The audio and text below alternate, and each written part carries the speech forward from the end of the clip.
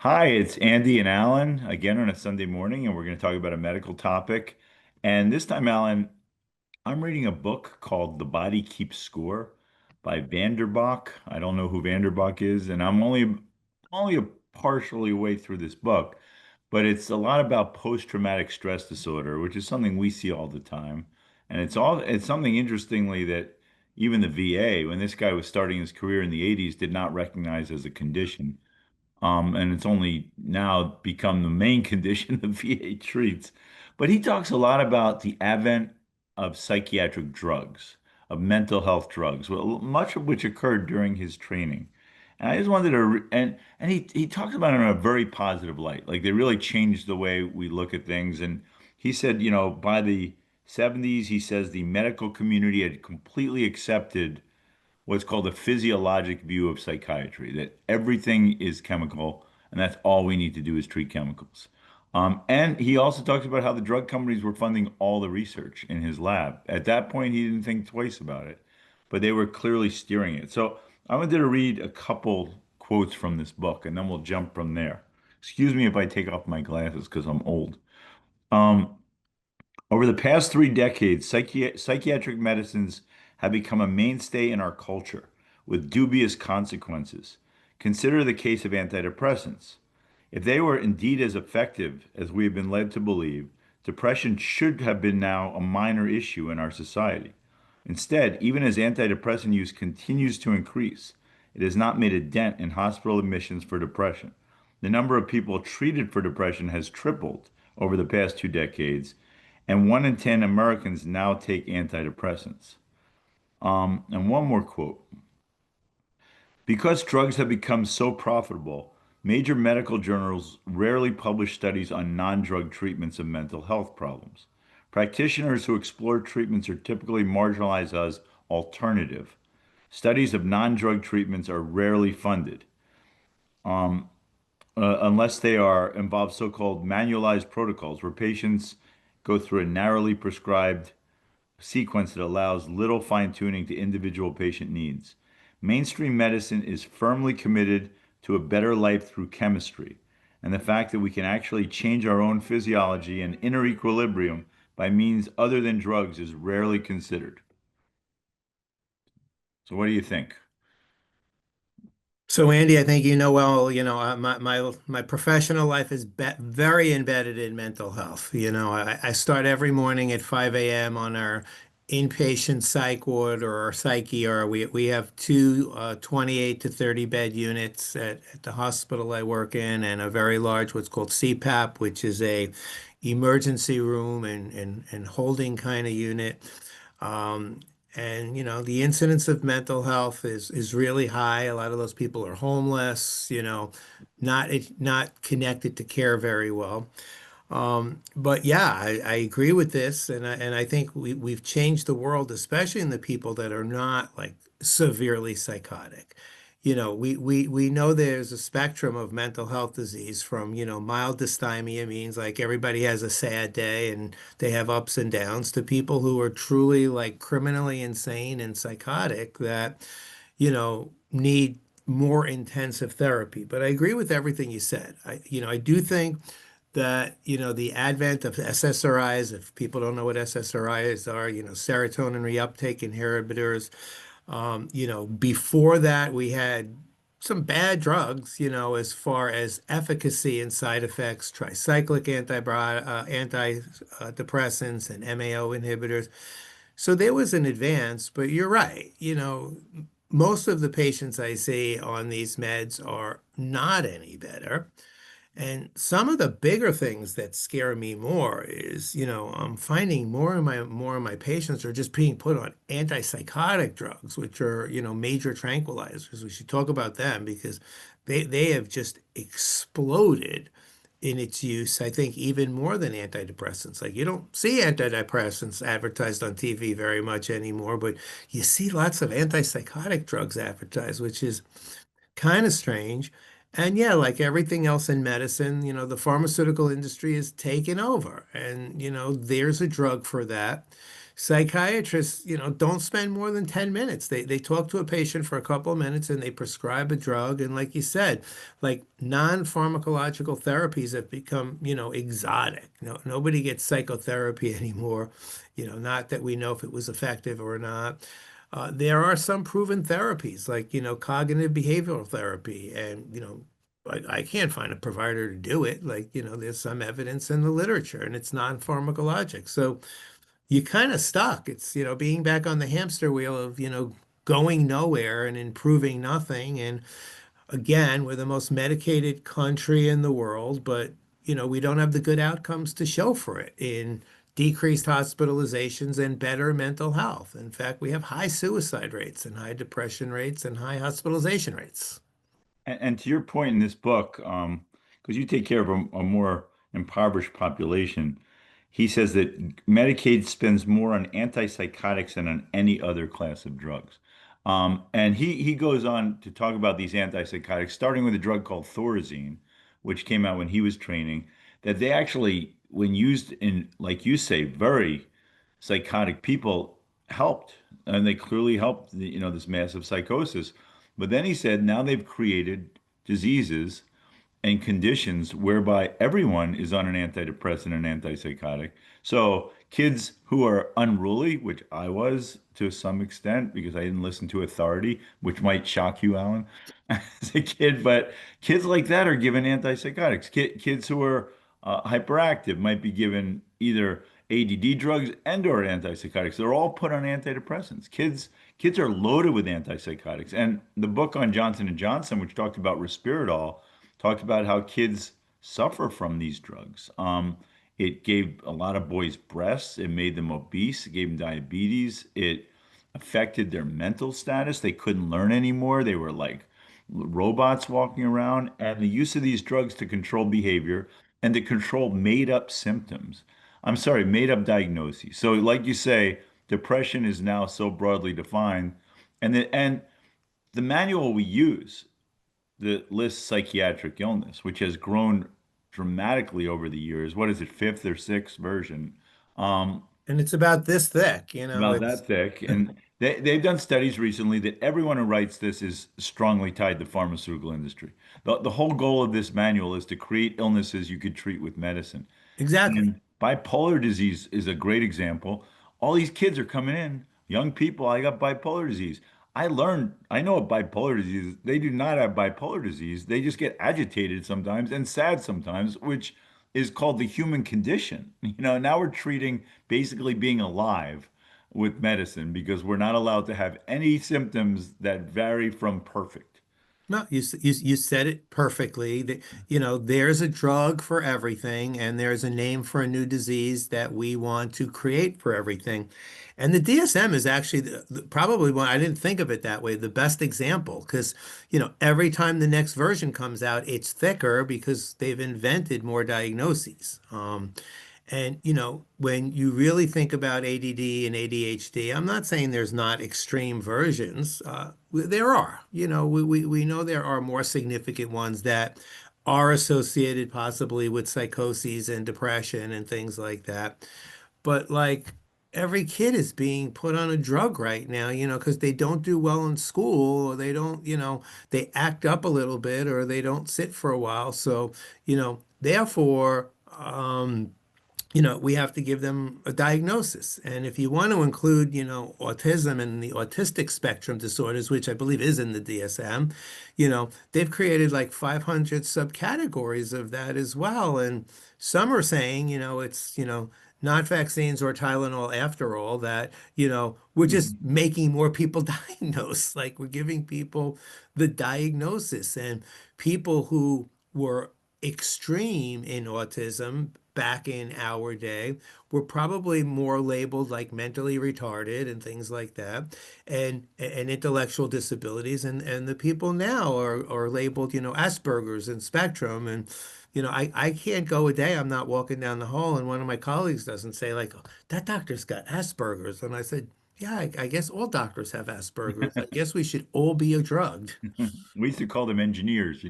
what they call Asperger's, we just called engineers. But people who are much more introspective, and they don't like dealing with people as much. That's just it's what some people are. I mean, it's just in fact, many of the geniuses in the world fall into that category. But look at dementia, right?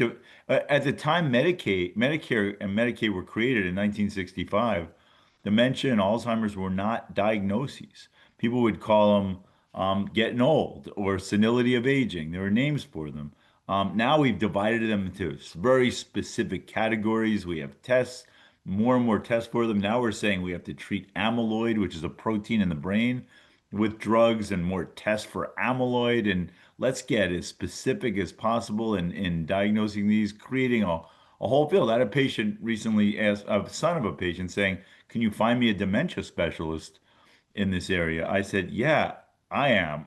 They said, "What's your criteria?" I said, "I treat a lot of people with dementia." I said, it's called experience and reading. That's I don't know what you're looking for, And but that's your population. And yeah. it's funny, like you bring it up, it just now hit me. Like, yeah, growing up, there were two diseases. We called it pre-senile dementia if they were younger, and if they were older, it was senile dementia. And that was Right. it. It's very simple. And you didn't treat it with drugs. And Right. the idea of treating these with drugs, which don't work, and it's a multi-billion dollar industry, and created an entire group of doctors whose job it is to deceive patients and families into thinking there's some medical treatment for this. And all it's done is making people sicker. But you're right, with the autism, it's the same way. I mean, I've said this from the beginning when Kennedy was talking about the increase in autism being correlating with vaccines, and now Tylenol, right? I'm taking Tylenol for my knee, and I keep saying, "God, I feel very autistic today. I maybe I Mhm. took too much Tylenol." But the idea that it correlates doesn't mean it's cause and effect. I mean, you could look at other things that have happened in our world, such as plastics and metals in our food and pesticides. But you could also say, like you said, we're just diagnosing more of it. I mean, it's no different than diabetes.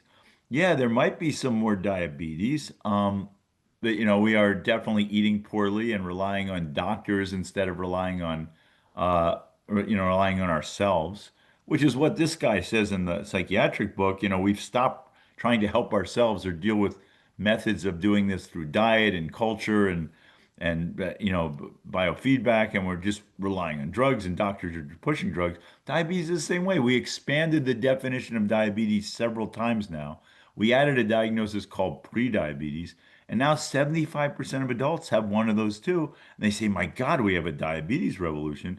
And by the way, that revolution has occurred, that epidemic, I mean, has occurred as we're adding more diabetic drugs.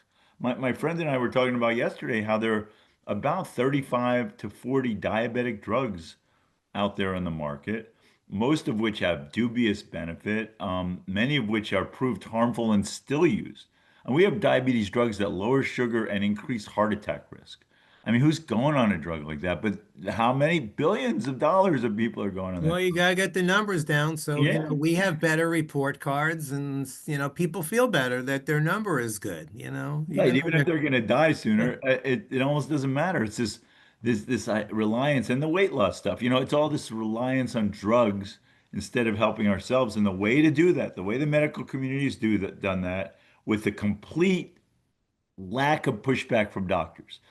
Doctors totally accept this, is to invent more diagnoses, Yeah. to call every condition. I wrote in my book, Curing Medicare, I said, because there was a guy named Martin Hadler who wrote a book called Redefining Aging.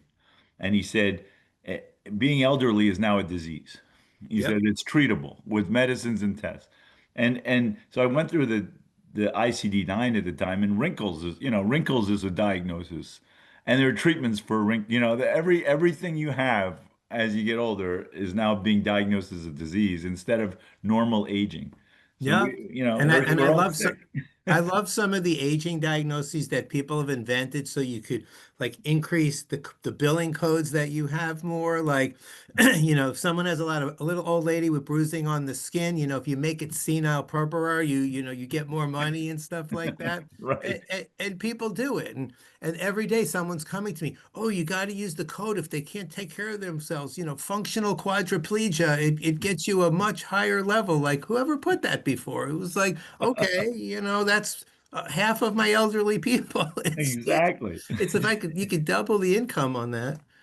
But it is you invent. Yeah, I mean, and it's very subtle, right? People don't realize this is happening.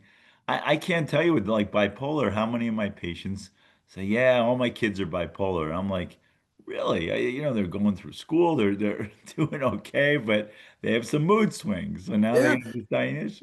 And then if you have a good code, like the government stops you from using it, like in hospice and palliative care, we used to put, all of our patients down. The closest thing to being olding and dying was either frailty or functional decline. Right. And they don't let you use it. Like it totally describes what it is. You don't need all these fancier names. But I have to tell you, Andy, the part of this that's killing me the most is what we're doing to the kids in this country. And Hmm. you have to say RFK is right there. We're creating a generation of chronic complex illness in children. And one of those big ones is mental illness. And so many of these kids are on drugs. And we're seeing escalating rates of suicide and homicide and diabetes and obesity and hypertension from the drugs that we're creating. So, we're doing it to the kids and essentially by the time they're an adult, they're totally incapacitated to function as a normal human being. And I've seen that even in my practice. Because I see a lot of my patients' grandkids, and this is the big problem is I'm shocked. Not only how many doctors they see at their young age, but how many medicines and tests they're going through. And the other problem I'm seeing in this generation of young people is they've come now to accept the validity of this model that everything they have, they run to the doctor more than anyone I've ever seen in my life for everything. And they just one little thing goes out of whack and they want some medicine and they want the doctor and it's really scary for the future because a lot of my older people are much more reasonable than that. They have some skepticism about the system. They said, "Well, my mother said if you eat well, then you're in good shape." And I'm like, "Yeah, your mom was right." I said, "That's why you're 95 right now." But their kids not and grandkids not that way. They're even the kids who deal with the older people are like, mom sugars. I'm watching the mom sugars and I'm watching mom. I saw her take a step a little bit off. Should we get a neurologist for this? It's like, really? I said she's doing really well. I said I don't get all this micromanaging, but the micromanaging is created by our medical system that wants you to think everyone's sick and they will have a diagnosis or 12 for you and each one requires a specialist, a test, a medicine, and that certainly with psychiatry we've seen this with chronic pain we've seen this. You go up and down the line, diabetes, heart disease, no one's getting better. Yeah. Everyone's medicated. And we just want to create another drug so they could make more money. The big recent example of it, it just kills me. So for the folks here, there's a drug called ketamine. So ketamine, I use in end-of-life care, hospice and palliative care as a pain medicine. It's considered like a non non-straight opioid drug that has a lot of psychometric types of effects, including effects like LSD and acid if it doesn't work right. And someone comes up with an article that, if you give someone a dose of ketamine for pain at end of life, and 2 days later they wake up and they're happy and they're not depressed anymore, and you've now cured like depression and end of life. So, the pharmaceutical companies get on the bandwagon and they take this drug, which is essentially free, and they repurpose it and repackage it into a nasal spray, which is literally this astronomical price to spray a spray of a generic drug up your nose, which is now supposedly, the next drug to cure depression. So again, one study, pharmaceutical company, and now I don't know if you have them, down in your neck of the woods, Andy, but New York City is loaded with ketamine infusion centers Wow. where you could go to an infusion center and say, I'm a little down and I'm a little depressed and I have chronic pain, and they will give you an IV infusion of ketamine for like $1,500. Mm. And mind you, the ketamine is probably like $10 for the drug. So we just find a way to bump up the costs, up the hype and hurt people more because it's no one evidence that it's a safe drug, including the fact that it's now opened the door that everybody is studying now, the use of LSD to treat everything Yeah. because, it made people happy in the 60s. So let's see how it could make people happy now. They were complaining happy though. They weren't really happy. They were just always bitter about something. In the 60s. But yeah, as a final thing, I mean, in the psychiatric world, and we're not addressing the idea of why are so many people unhappy. You know, what's so screwed up about our society that we're making people unhappy? And I'll posit too that when you create illness and diagnoses, you're creating fear.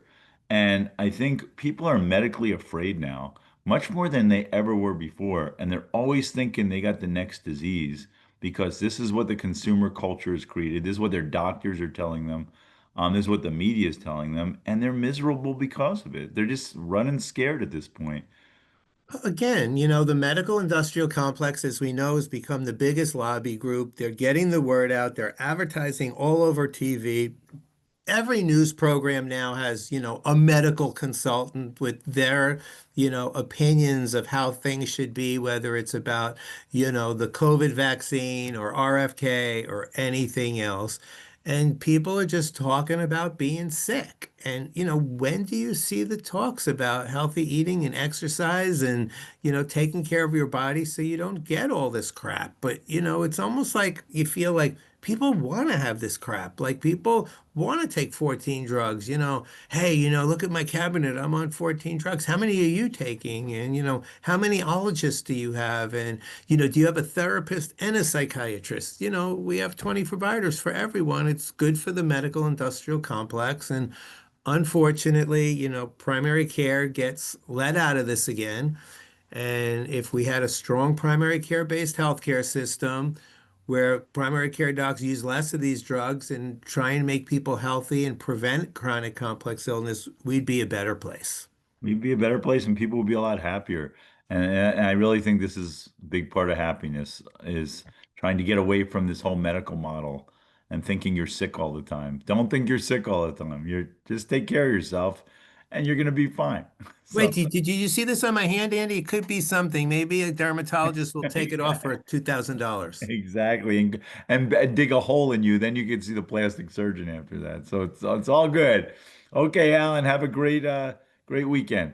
You too, Andy. You take care. This was interesting to say the least. Yes.